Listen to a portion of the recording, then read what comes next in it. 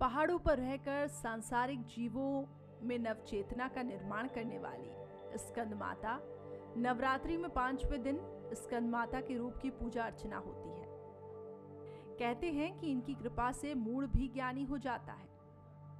स्कंद कुमार कार्तिकेय की माता के कारण इन्हें स्कंद माता नाम से अभिहित किया गया है। इनके विग्रह में भगवान स्कंद बाल स्वरूप इनकी गोद में विराजित हैं। देवी की 4 भुजाएं हैं और ये दाई तरफ की ऊपर वाली भुजा से स्कंद को गोद में पकड़े हुए हैं। नीचे वाली भुजा में कमल का पुष्प है और बाई तरफ ऊपर वाली भुजा में वरद मुद्रा में है। नीचे वाली भुजा में कमल पुष्प हैं और इनका वर्ण एकदम शुभ्र है। ये कमल के आसन पर विराजमान रहती हैं और इसलिए इन्हें पद्मासना भी कहा जाता है। सिंह इनका वाहन है और इनकी उपासना से भक्त की सारी इच्छाएं पूरी हो जाती हैं। भक्त को मोक्ष मिलता है। मन को एकाग्र रखकर और पवित्र रहकर इस देवी की आराधना करने वाले साधक या भक्त को भवसागर पार करने में कभी कठिनाई नहीं आती।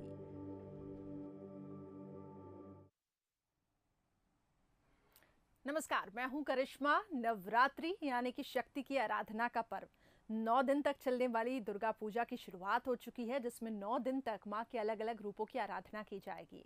माँ धन संपन्नता, ऐश्वर्य, सुख, शांति और मनोवांछित वर देने वाली है। भक्ति भावों के साथ की गई आराधना से माँ प्रसन्न हो जाती है और अगर विधि विधान से आराधना की जाए तो पूजा का विशेष फल मिलता है। नवदुर्गा पर्व के 5वें दिन की शुरुआत होती है माँ स्कंद माता की आराधना से। माता के इस रूप की आखिर कैसे पूजा की जाए, हम इस साल भर ताकि सुख, समृद्धि और शांति मिले, विधि और महत्व को समझाने के लिए हमारे साथ जुड़ चुकी हैं एस्ट्रोलॉजिस्ट डॉक्टर कविता मेहता। मैम, आपका बहुत बहुत स्वागत है।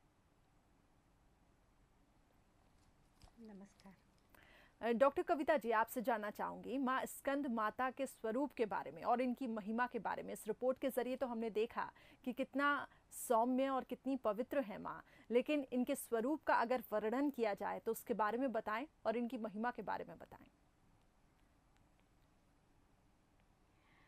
माँ स्कंद माता माँ दुर्गा का बेहद ममतामयी करुणामयी स्वरूप है और संसार में जितने भी नव आगंतुक जीव हैं वो माँ के वजूद के कारण ही संसार में प्रविष्ट होते हैं।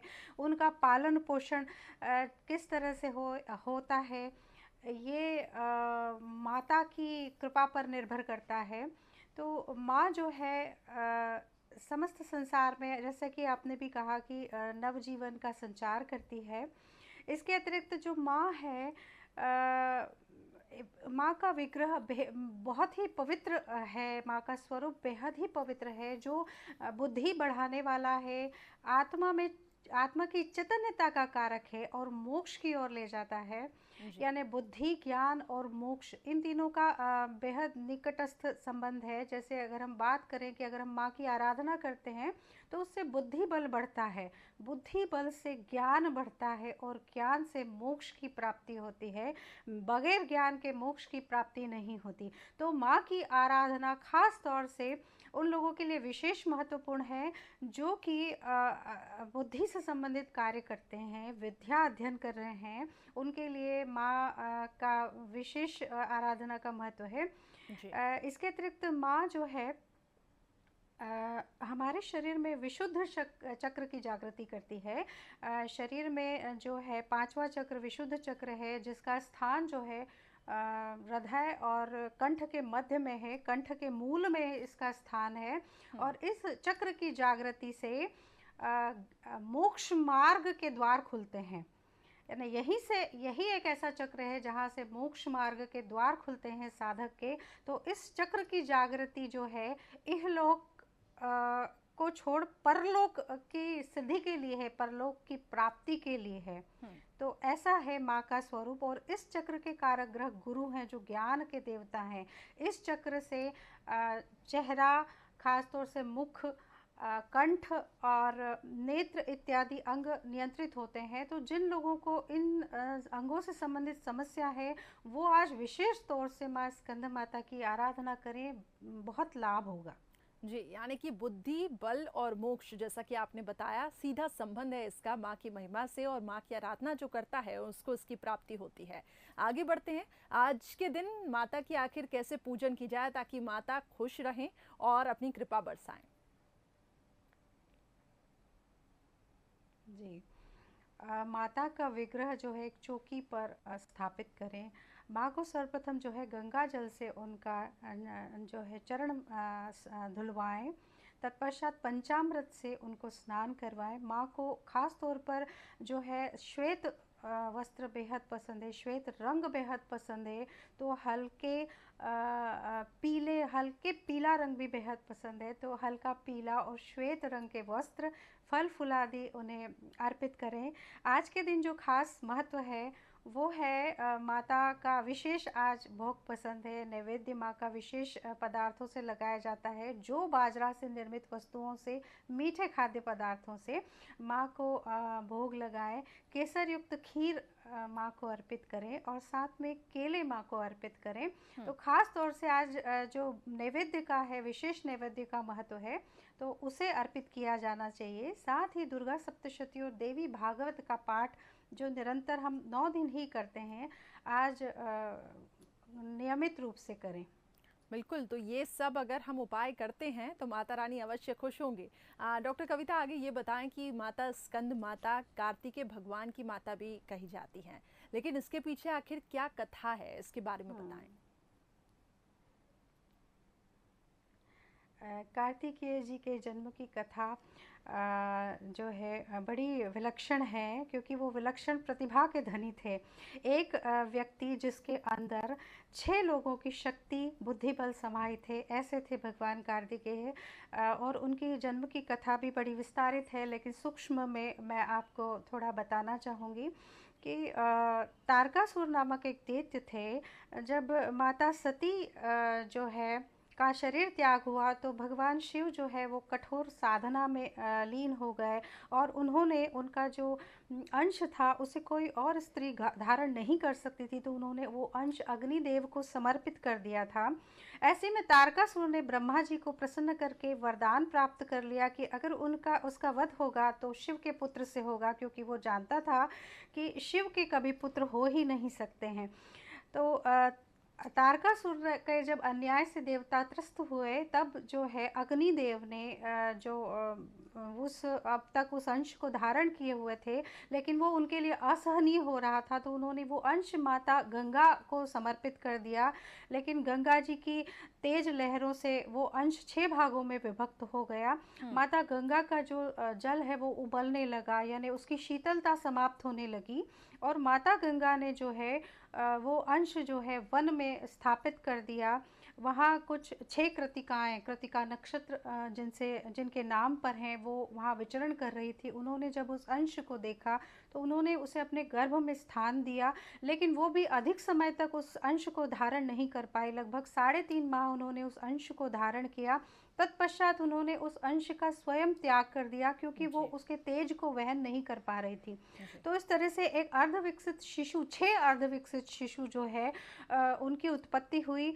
जब माता पार्वती को इस बात का भान हुआ कि उनका पुत्र, शिव जी का पुत्र और उनका स्वयं का पुत्र जो है इस तरह से है, तो उनके मन में अत्यधिक करुणा और स्नेह पैदा हुआ, और उन्होंने जो है उन 6 पुत्रों को कमल पत्र में लपेट कर अपनी तांत्रिकीय शक्तियों से एक स्वरूप दे दिया। इस तरह से 6 मुख वाले भगवान कार्तिकेय की उत्पत्ति हुई।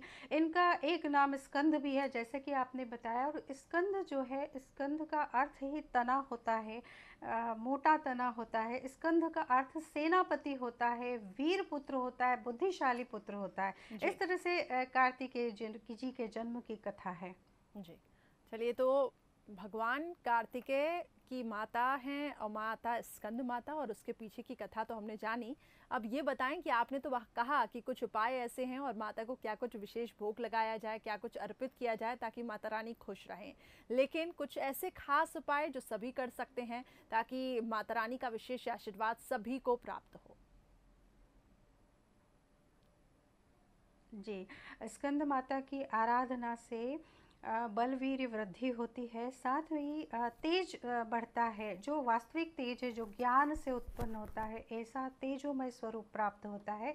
तो आज के दिन कुछ विशेष उपाय करें कि सर्वप्रथम तो स्कंद माता कवच का पाठ करें और आज के दिन धनुष बाण अर्पित करें। वो लोग जिनको पद प्राप्ति की कामना है, जो अपने व्यक्तित्व को तेजोमय करना चाहते हैं, जो अपनी बल वृद्धि करना चाहते हैं, वो ये माता का उपाय करें। माँ को जो है पान के पत्ते पर केसर रखकर आज के दिन अर्पित करें, मनोकामना पूर्ण होगी। इसको अर्पित करने के बाद दुर्गा सप्तशती, दुर्गा नामावली और दुर्गा स्तोत्र का पाठ करें। आज के दिन जो है केसर दान करने का विशेष महत्व है, तो माँ को केसर अर्पित करें और पूजन की समाप्ति के पश्चात केसर को ब्राह्मण को दान दें। साथ ही केले का पौधा आज के दिन लेकर आएं और उसे अपने घर में स्थापित करें और देवी का स्वरूप मानकर उसकी सेवा करें। इसके साथ जो पीले हकीक की माला से 108 बार माँ के बीज मंत्रों का जाप करें, तो आपको सर्व मनोकामनाओं की प्राप्ति होगी। तो ये कुछ विशेष उपाय हैं और अगर हमारे दर्शक करते हैं तो माता रानी की कृपा जरूर बरसेगी। आगे हम बढ़ते हैं। माता स्कंद माता जननी है और माँ का ममतामयी स्वरूप है।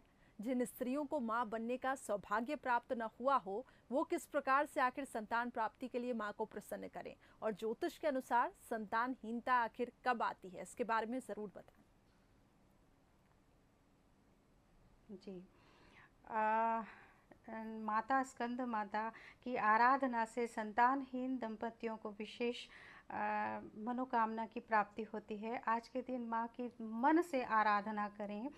सर्वप्रथम तो एक छोटा सा उपाय बताना चाहूँगी कि बरगद के पत्ते को लाकर उसे गंगा जल से शुद्ध करें, उस पर कुमकुम से स्वस्तिक बनाएं, उस पर थोड़ा चावल और सुपारी रखें और माँ के मंत्रों के जाप के साथ माँ को अर्पित करें। आपकी सूनी गोद अवश्य हरी होगी। इसके बाद माँ को आप आज के दिन जो है माँ को गुड़हल के फूल बेहद पसंद हैं। आप जो है गुड़हल के फूल माँ को अर्पित करें और उन्हें पूरे माह के लिए स्टोर कर लें और प्रतिदिन 2-3 पत्तियाँ माँ के भोग के रूप में ग्रहण करें। इससे सौभाग्य और संतान दोनों की प्राप्ति होती है। जो बाजरा और गेहूँ के आटे की पिंडी बना लें और उसमें गली हुई चने की दाल रखकर माँ को पूजन के समय अर्पित करें। तत्पूजन के पश्चात उसे गाय को खिलाएं। आपकी संतान से संबंधित मनोकामना अवश्य पूर्ण होगी। ठीक है। डॉक्टर कविता, एक मेरा सवाल है, इस आगे हम बढ़े, लेकिन एक मेरा सवाल है, मेरी जिज्ञासा है आपसे जानने की कि उपायों के बारे में हमने बात की। ये कहा जाता है कि संसार में आए हैं तो अपने कर्म तो काटने ही पड़ेंगे और कर्मों का फल तो मिलता ही है, लेकिन इन उपायों का आखिर क्या महत्व होता है? क्या ये उपाय करने से हमारे जो कर्म जो हमने किए हैं, चाहे वो अच्छे हों चाहे बुरे, तो उसमें क्या इसका प्रभाव पड़ता है? क्या कर्मों में अगर हमने बुरे कर्म किए हों, अगर लेकिन ये उपाय भी हम करते रहें, तो क्या इसका प्रभाव पड़ता है? ये थोड़ा मैं समझना चाहूँगी। बिल्कुल, आप प्रारब्ध स्वरूप यदि कुछ बुरे फल आपको प्राप्त हो रहे हैं, तो ये भी बात समझने की है कि वर्तमान जन्म हमें मिला है और अगर हम समझकर प्रारब्ध नए अच्छे कर्म करते हैं, मन वचन कर्म कई तरह से कार्य करता है। मनसा, वाचा और कर्मणा, तीनों प्रकार से कर्म की काउंटिंग होती है। तो यदि हम अच्छे कर्म करते हैं तो पूर्व की प्रारब्ध जो है वो कटती है, मनोवांछित फल की प्राप्ति होती है। जी, बिल्कुल। और यही ज्योतिष का मूल सिद्धांत भी है। जो कुंडली होती है हमारी, वो जन्मकालीन ग्रह स्थितियां होती हैं, वो उस जन्म तक के मतलब नए जीवन तक का लेखा जोखा होता है। लेकिन वर्तमान के कर्म, यदि हम जन्म कुंडली को समझ लें कि किस द्वार से परेशानी आनी है और हम वर्तमान के कर्मों में सुधार कर लें, तो प्रारब्ध बदल जाती है। इसीलिए ज्योतिष शास्त्र के सिद्धांत ब्रह्मा के सूत्र कहे गए हैं। अकाट्य सिद्धांत होते हैं ये, लेकिन फिर भी इसे संभावनाओं का विज्ञान कहा जाता है, क्योंकि ये जो कर्म है वर्तमान के, ये प्रारब्ध को जो है काटते हैं। जी, चलिए, ये बहुत ही महत्वपूर्ण बात आपने कही और ये दर्शकों को जानना भी होगा, क्योंकि यहाँ पे हम ये देखते हैं कि लोगों का ये कहना रहता है कि जो होना है वो तो होके ही रहेगा, लेकिन ये समझने की ज़रूरत है कि अगर कुछ बुरी चीज़ें आपके साथ हो रही हैं, आप एक बुरे फेज से जा रहे हैं और अगर ये कुछ उपाय आप करते हैं ज्योतिष शास्त्रों के मुताबिक, तो उनका प्रभाव थोड़ा सा कम पड़ता है। आगे हम बढ़ते हैं। डॉक्टर कविता, आपसे जानना चाहूंगी माँ दुर्गा के ही रूप के बारे में। इनके एक हाथ में त्रिशूल भी विराजित है, इसके पीछे आखिर क्या अर्थ है त्रिशूल का? आखिर इसके त्रिशूल के बारे में अगर हम बात करें तो क्या सांसारिक अर्थ रहता है? जी, सांसारिक अर्थ अगर हम त्रिशूल का देखें तो त्रिशूल जो है वो ब्रह्मा, महेश और विष्णु, इन तीनों की शक्तियों का कारक है। ब्रह्मा अर्थात सृष्टिकर्ता, विष्णु अर्थात पालनकर्ता और शिव रुद्र अर्थात संहारक। तो माता में जो है, माता के हाथ में त्रिशूल विराजित है। इसका अर्थ यह है सांकेतिक कि माता के हाथ में सृष्टिकर्ता की शक्ति है, वो जननी है। माता के हाथ में पालनकर्ता की शक्ति है और माता में विनाश करने की शक्ति है, बुरी शक्तियों का विनाश करने की। यानी त्रिदेव की शक्तियाँ माँ के अपने हाथों में है, ये इसका सांकेतिक अर्थ है। जी, चलिए, तो ये आपने बहुत अच्छी बात बताई। अब जैसे हम खास उपायों की तो बात कर ही रहे हैं, आपने तो इतने उपाय बता दिए हैं, लेकिन थोड़े से ऐसे उपाय जो इजी भी हों और अगर जो लोग ट्रैवल कर रहे हों या अपने वर्क प्लेस पे हों, या कुछ ऐसा मंत्र बता दीजिए कि बस अगर उस मंत्र का ही जाप करें तो माता का आशीर्वाद मिलता रहे। जी, जो कहीं आज बाहर हैं या फिर महिलाएं जिन्हें कुछ परेशानी है, वो मानसिक जाप तो आज के दिन कर ही सकते हैं। तो माता का एक बीज मंत्र है, श्री एम रीम क्लीम स्कंद माताए नमः। इस मंत्र का 108 बार जाप करें और जो लोग घर में हैं वो धृत यानी घी से जो है आज के दिन इस मंत्र के साथ हवन करें तो विशेष लाभ होगा। आप अपनी इस मंत्र के जाप के साथ आप अपनी मनोकामनाएं नित्य माँ को अर्पित करते जाएं तो आपकी मनोकामना अवश्य पूर्ण होगी। जी, डॉक्टर कविता, एक और सवाल मेरा कि ये 9 दिन आखिर कितने ज़्यादा महत्वपूर्ण होते हैं शारदीय नवरात्र के, और इसमें अगर भक्तिभाव के साथ पूजा अर्चना की जाए तो क्या लगता है आपको? क्योंकि कर्मों की अगर हम बात कर रहे हैं तो कैसे हमारे इसमें कर्म कटते हैं, इसमें जो सिद्धि, जो साधना की जाती है माता की, खासतौर पे जो स्त्रियां रहती हैं, वो किस प्रकार से 9 दिनों तक प्रार्थना करें और 9 दिनों तक बिल्कुल माता को ये 9 दिन समर्पित करें।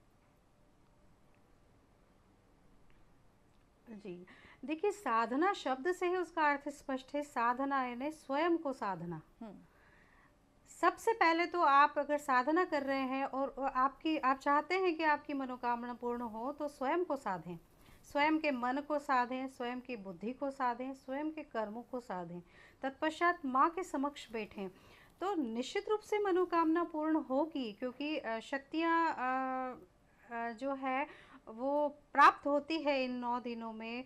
हमें शास्त्रों से भी पता है और हम स्वयं भी जानते हैं कि ईश्वर जो है कर्म करने के लिए बाध्य हो जाते हैं, वरदान देने के लिए बाध्य हो जाते हैं अगर आपकी एक निष्ठता हो और आपका समर्पण हो।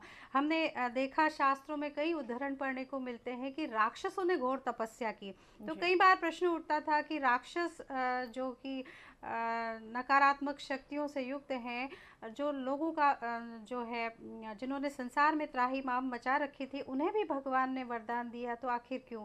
तो उसका कारण यही है कि उन्होंने जो तपस्या की, तो तपस्या जब कोई करता है तो ईश्वर बाध्य हो जाता है फल देने के लिए। इसका एक छोटा सा उदाहरण देखिए कि जैसे कोई संगीत में किसी को रुचि है, मान लीजिए कि तबला वादक कोई बनना चाहता है और वो लगातार लगातार लगातार करत करत अभ्यास के जड़मति हो तो सुजान, अगर वो लगातार प्रयास करता है, बिना रुके अथक परिश्रम करता है, तो फल स्वरूप वो अच्छा तबला वादक बनेगा ही बनेगा। ये वरदान है। जी, बिल्कुल। तो और ये 9 दिनों में हम आराधना करते हैं किसी अभिष्ट की प्राप्ति जी, और बिल्कुल डॉक्टर कविता, हम कहते भी हैं कि प्रयास करते जा लेकिन कर्म की इच्छा मत कर। कर्म देने वाला अपने आप कर्म देगा, लेकिन अपनी मेहनत और अपना यस, प्रयास करना मत छोड़। अपने और इसी आप से ही कर्म देगा। जुड़े हम तप की भी अगर हम बात करें, तपस्या करते जाओ और ईश्वर ज़रूर आपको फल देगा। ये बताएं कि कुछ खास ध्यान आज के दिन अगर हम राशियों के हिसाब से करें, राशियों के हिसाब से किस व्यक्ति को आज कैसा ख्याल रखना चाहिए, क्या सावधानियां बरतनी चाहिए, और किन के लिए आज का दिन खास रहने वाला है? देखिए, आज के दिन जो है वो ख़ास तौर से स्त्रियों के लिए अगर हम कहें तो ममतामयी माँ का स्वरूप है।